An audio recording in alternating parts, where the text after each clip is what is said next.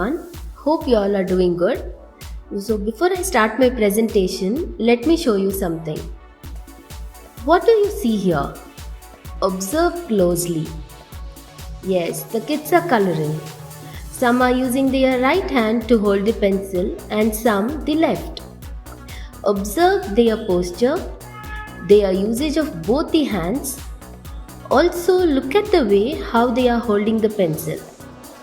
So yes, you have guessed it right. This presentation is about writing. Pre-writing skills. What do you mean by pre-writing skills? Pre-writing skills are the fundamental skills children need to develop before they are able to write. These skills contribute to the child's ability to hold and use a pencil, the ability to draw, write, copy, and color. When a child begins to show his or her interest in writing, usually by around 4 years of age, it is an exciting time for parents. However, it is important for the parents to inculcate in their child the fundamental skills that should develop before they are able to write. First of all, let me show you the pre-writing skills by age. Vertical line, horizontal line, circle, bisecting lines, square, diagonal line. What do you see here?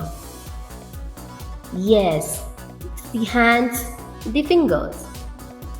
Coordination between the hands, forearms, fingers and brain plays a very important role in developing writing skills. Some of the pre-writing skills are hand and finger strength, crossing midline, pencil grasp, hand-eye coordination, bilateral integration, upper body strength, object manipulation, visual perception, hand dominance, hand division, hand and finger strength, an ability to exert force against resistance using the hands and fingers that allows the necessary muscle power for the controlled movement of the pencil.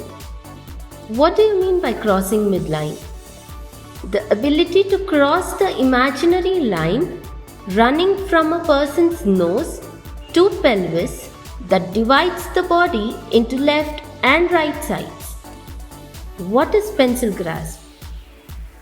The efficiency of how the pencil is held, allowing age-appropriate pencil movement generation. Hand and eye coordination.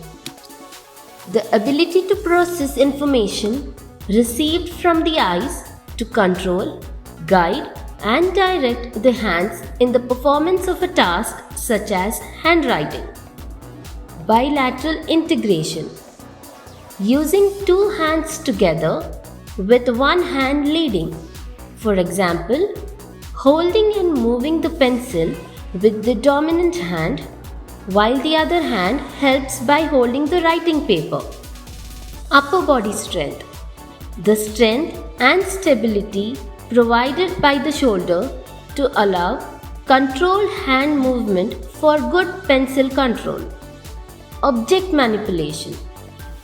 The ability to skillfully manipulate tools including holding and moving pencils and scissors, and controlled use of everyday tools such as toothbrush, hairbrush, etc. Visual perception. The brain's ability to interpret and make sense of visual images seen by the eyes such as letters and numbers. Hand dominance. The consistent use of one, usually the same hand, for task performance, which allows refined skills to develop. Hand division. Using just the thumb, index and middle finger for manipulation, leaving the fourth and the little finger tucked into the palm, stabilizing the other fingers but not participating. Activities to improve pre-writing skills during the pandemic at home. One of the skills to teach this is Step 1, I do, that is, the parent demonstrates. Step 2 is we do, that is, the parent doing the task along with the child. Step 3, you do, that is, the child performing the task. Now repeat together until child understands what to do, and repeat as many times as the child wants and until they do it well. If needed, start again from step 1 or step 2. So the first activity is dough snipping. Use age appropriate scissors. So the recipe for Play-Doh is 1 cup of flour, 1/4 cup of salt, 3/4 cup of water, 3 tablespoons of lemon juice, 1 tablespoon of vegetable oil, food coloring, any seasonings or scents you would like to add. Mix together the dry ingredients, then add in wet ingredients and then knead dough until well combined. You could use this for smashing, rolling and pulling apart. Play-Doh all contribute to the shoulder and arm strength. Coordinating the thumb with the other fingers to help with holding, squeezing and strengthening the space between the thumb and the index finger. Coordinating hand movements based on what the eyes are seeing, also known as visual motor integration. Coordinating the use of 2 hands to accomplish a task, such as both hands doing similar actions or one hand stabilizing an object while the other hand manipulates or works. Some of the activities that could be done are flatten it with hands or a rolling pin, roll a snake or ball, poke at it with tools and decorations, find buried treasure, use cookie cutters.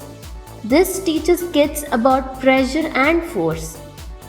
Practice cutting with utensils, use tongs, snip it with scissors and progress to cutting out lines and shapes in the Play-Doh.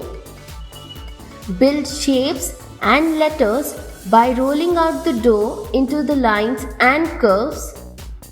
After building a shape, letter or number, pinch or poke along with its path using tripod grip, that is the first 3 fingers. Write letters in the Play-Doh with a toothpick, pencil or pointy end of a paintbrush. Snipping or scissor work is fantastic because it develops fine motor skills, hand and eye coordination, bilateral coordination, that is the dominant and the helper hand working together. It builds muscle tone and strength. It forms strong connections between brain and the body. It develops focus and attention along with sitting tolerance. Wash the animals, and what you see here is the edible mud. Yes, you are right, it's the edible mud. So this edible mud is made from cocoa, flour and water. It can be used for babies who are still mouthing everything.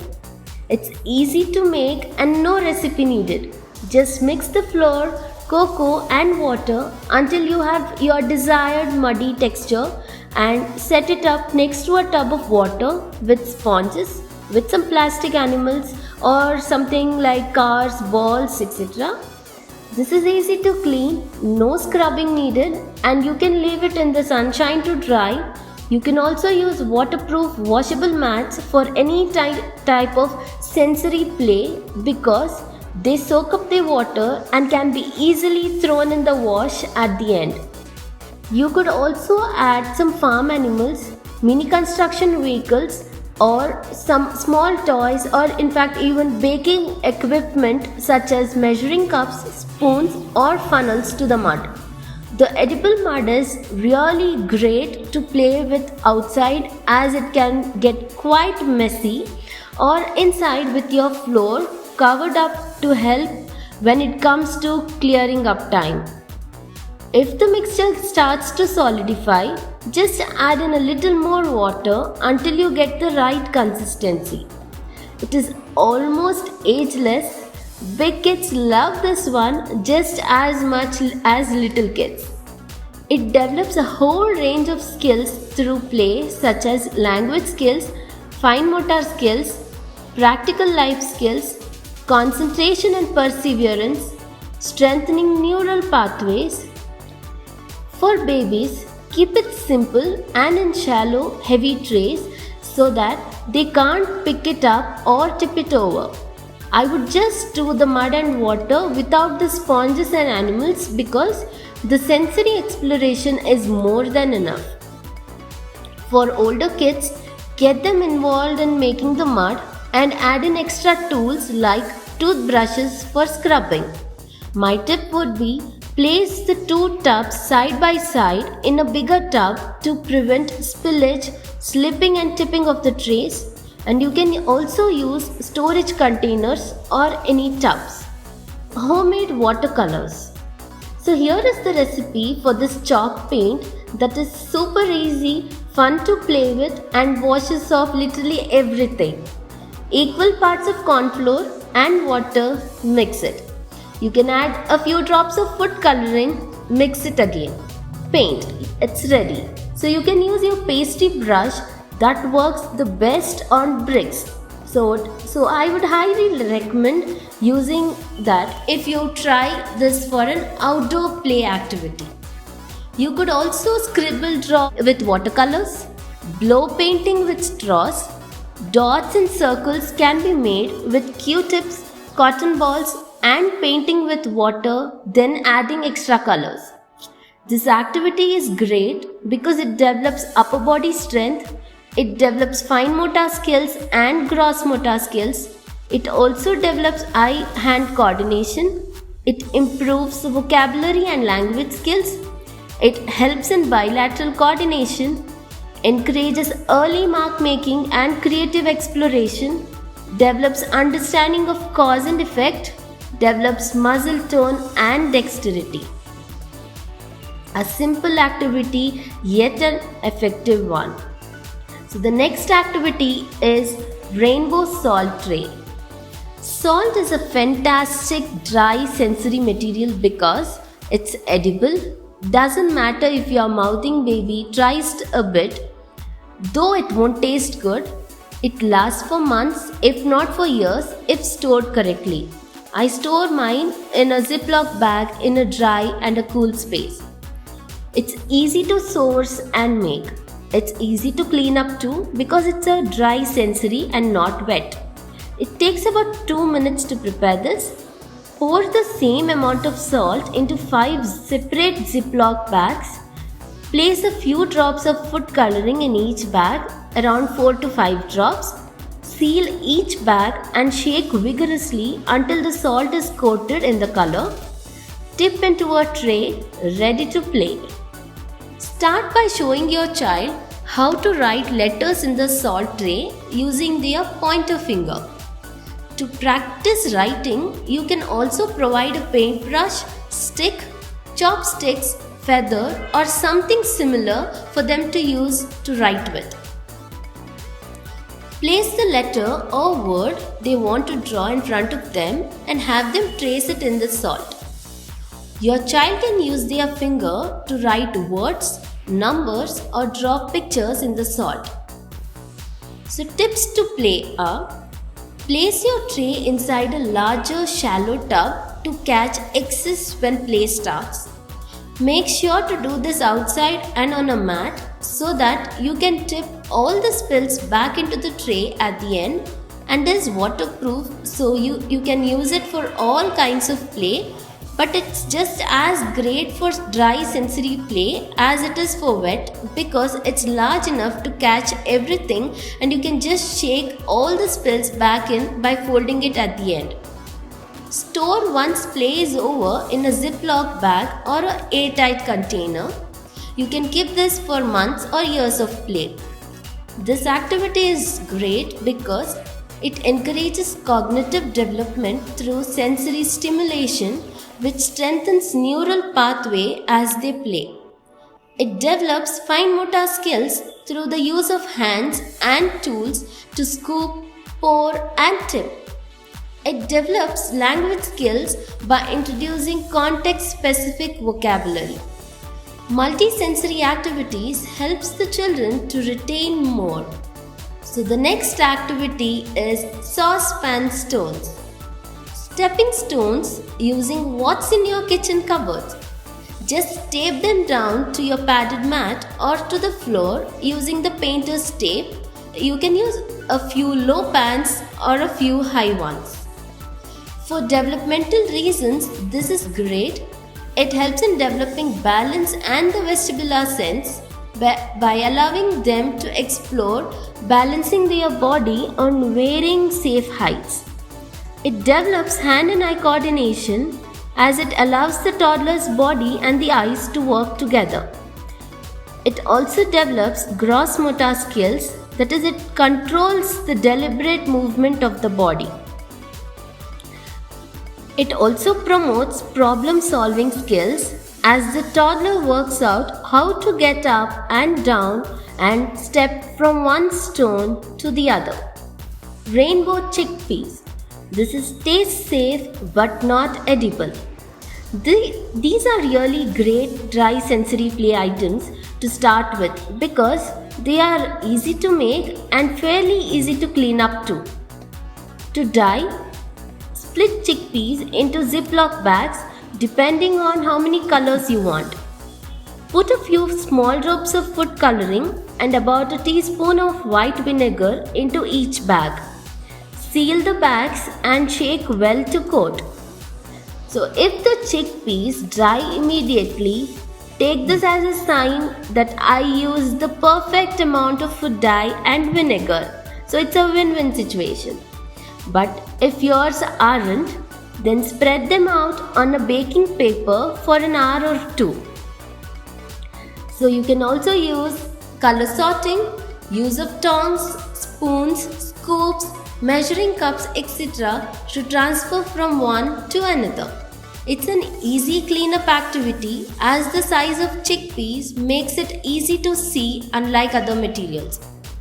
An activity like this is great because it encourages schematic play, which in turn allows children to process and understand the world in their own way.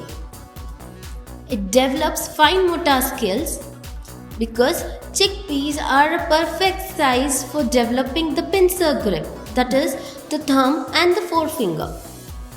It promotes cognitive development because through sensory play, multiple connections are made in the brain, forming multiple neural pathways and developing more complex understandings of their experiences. It promotes language development. So sensory play is a great way to introduce new vocabulary related to sensory experiences. For example, bright, hard, round, shake, etc. But when you perform all these activities, parental supervision is essential.